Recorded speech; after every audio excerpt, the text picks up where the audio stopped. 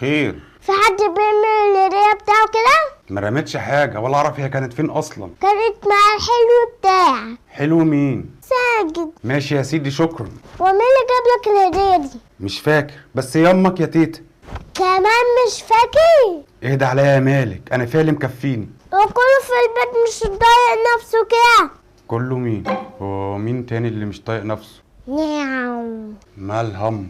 راح بيتنا. اكيد انت عصبتها. لا مش انا، ده حلو بتاعك. يا ابني طلع اخوك من دماغك. خلينا في موضوعنا. طب هات اللي في عبك.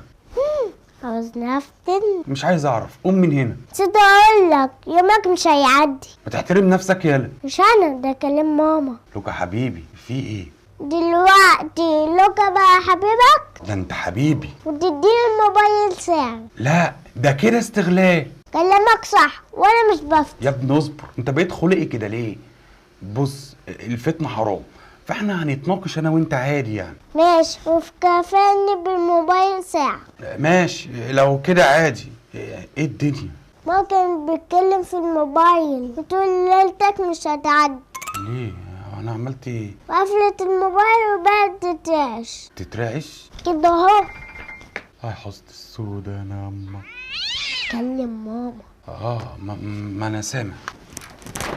راح فين الباب اهو. ما انا رايح اهو. حاضر يا حبيبتي، جاي اهو. الست مش بتسيب الراجل في حاله ابدا، لازم تنجد عليه. ربنا يهديهم.